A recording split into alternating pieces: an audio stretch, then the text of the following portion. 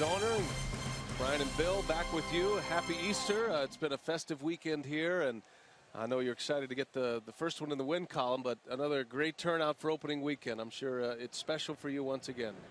Opening day is always great, and especially with my dad singing the national anthem, I always get a kick out of that. He nailed it again. He just keeps bringing it. Keeps getting better, right? More comfortable? He hit he was comfortable from the get-go the first year.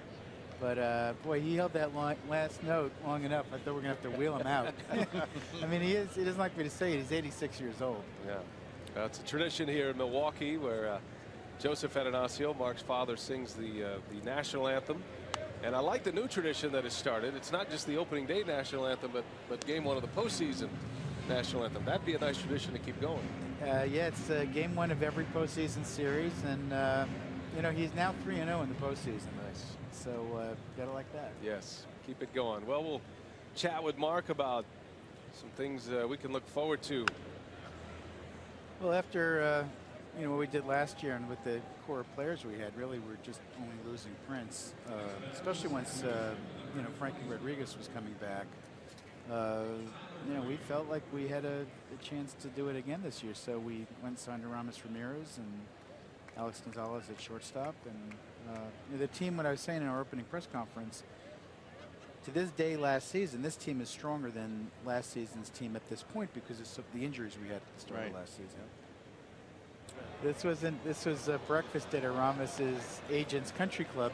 His agent happens to be in Los Angeles, and or the firm's based in Los Angeles. So he was actually out to see the California Angels, and he kept telling us, and his agent told Doug Melvin, his first choice was the Milwaukee Brewers. And you know, sometimes you hear that, but you're thinking, well, you just want to push the price up for the Angels or whatever. But after he had met with them, he came and had breakfast with me and Ron Renicky. And since you know, Ron lives out in Los Angeles also, and he convinced us that this was his first choice. And in part because his 8-year-old son, it was in school, he could stay up and watch him play in Midwest time zone, but not in West Coast time zone. So that, you know, that certainly had some credibility. Yeah, I think it all starts with winning. You know, a lot of players want to be part of a team that's going to compete. And then, you know, this is a great place to play with the fan support and, you know, being able to play in conditions like this here, climate controlled, especially at the start of the season. You know, very important, by the way, for the pitchers to not be up and down and in games with rain delays and whatnot.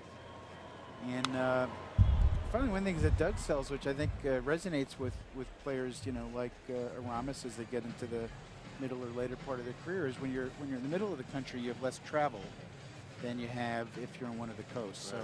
So, and it's demonstrably less travel. So, but I think for Aramis, it was comfort level at playing in Miller Park, the fact that we had a good team, and the fact that his son could watch him play. Yeah, I saw Aramis. He had both of his sons out in uniform for opening day and the opening workout.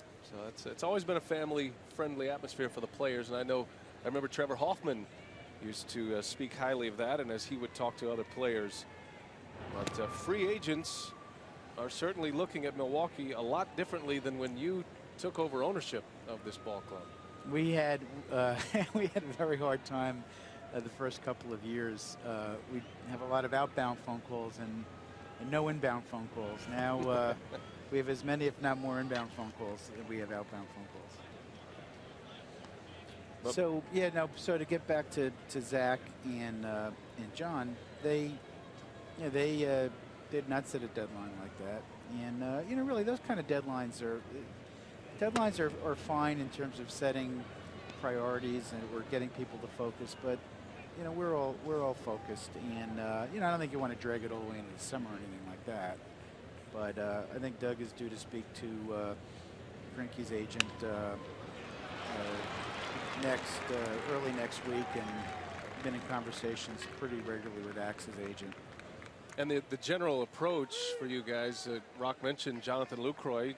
He signed a 5-year deal. You have long-term contracts, guys like Ricky Weeks and Corey Hart. That's been a philosophy that you've brought here, and just kind of take us through the genesis of that and why that's the way you've gone as the owner here.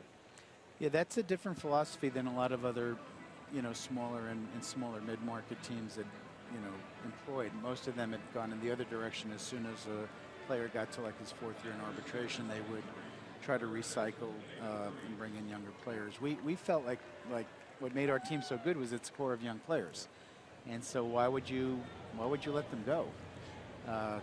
Corey Hart, Ricky Weeks, Giovanni Gallardo, obviously Ryan Braun in left field, who we're committed to through 2020.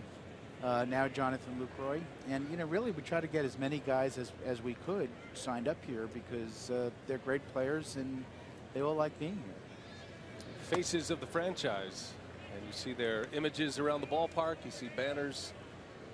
And for so many years here in Milwaukee, you're trying to figure out who are going to be your starting 9. Now you have recognizable faces. Giovanni Gallardo is another guy that